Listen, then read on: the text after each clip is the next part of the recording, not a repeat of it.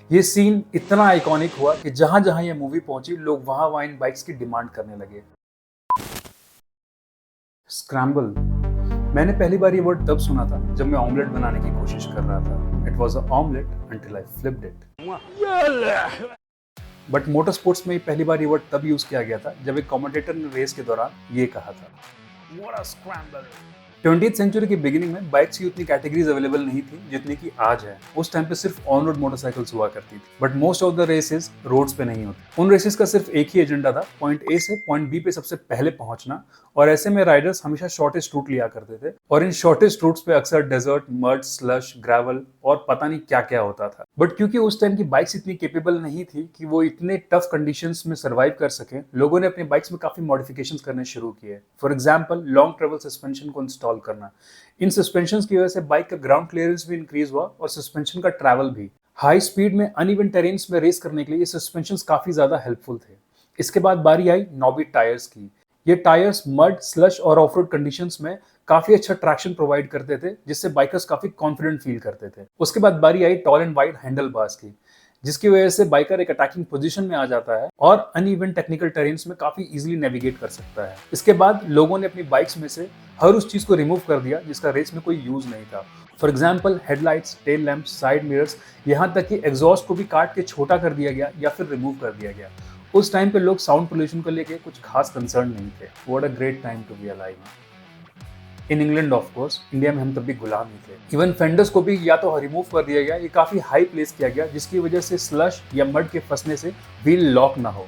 But it wasn't until 1949 that the first factory fit scrambler was launched, and it was the Trophy TR5 which was launched by Triumph। इस bike ने अपने name के according काफी सारी trophies जीती, और बड ईकिंस, जो कि ट्रायम्फ के एक प्रोमिनेंट रेसर और डीलर थे, उन्होंने काफी सारे रेसेस में पार्टिसिपेट करके ट्रायम्फ के लिए ये ट्रॉफीज जीती। बड ईकिंस वही इंसान है जिसने स्टीव मैकक्वीन के लिए द ग्रेट एस्केप मूवी में वो आइकॉनिक स्टंट परफॉर्म किया था, a 6 foot long jump over a 12 foot barbed wire.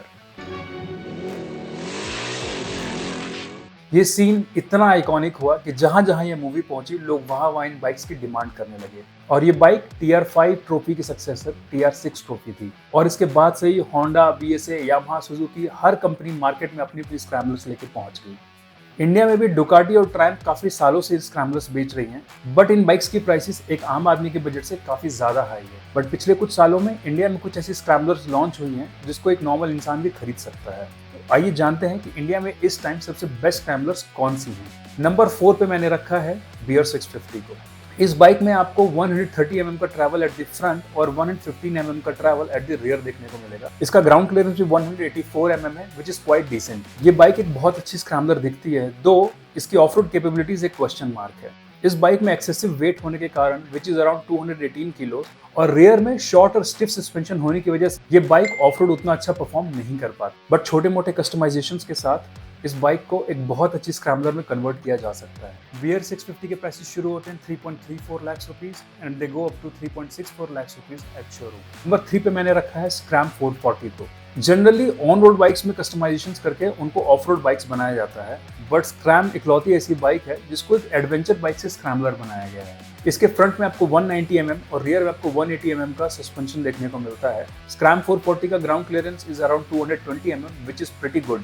But इस बाइक की भी सबसे बड़ी प्रॉब्लम इसका वेट है, which is around 196 kilograms. Bike का इंजन बहुत लिमिटेड पावर जनरेट करता है, which is around 25 bhp।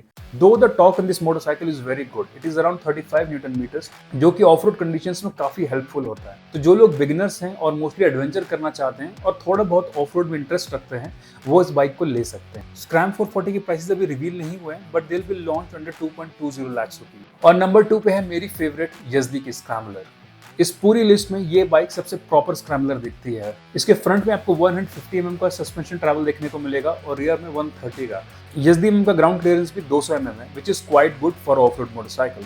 But इस बाइक की भी सबसे बड़ी प्रॉब्लम इसका weight, which is around 192 kilograms और स्टिफ रियर सस्पेंशन है। एंड अगेन इस बाइक्स में भी कुछ मॉडिफिकेशन करने के बाद ये एक प्रॉपर स्क्रैम्बलर में कन्वर्ट हो जाएगी। Yezdi scrambler is available in the market for rupees 2.10 lakhs at showroom. अब बात करते हैं नंबर 1 की। नंबर 1 पे है ट्रायम्फ स्क्रैम्बलर 400X। ट्रायम्फ की स्क्रैम्बलर मार्केट में लॉन्च होते एक बहुत बड़ी हिट हो गई। इस बाइक में आपको फ्रंट में 150 mm और रियर में भी 150 mm का सस्पेंशन ट्रैवल देखने को मिलता है। इस बाइक का वेट भी 184 किलोग्राम है, जो कि बाकी सारी स्क्रैम्बलर से काफी कम है।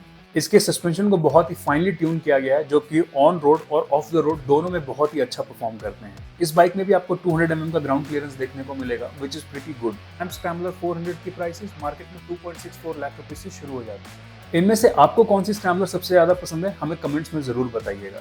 अब बात करते हैं कौन सी स्क्रैम्बलर्स इंडिया में आने वाले टाइम पर लॉन्च होने वाली है।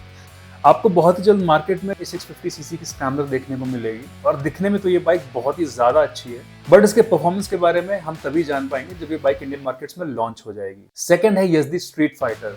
This bike also looks very promising. It might come with the same 334cc engine which is already available in the market, but look at those exhausts.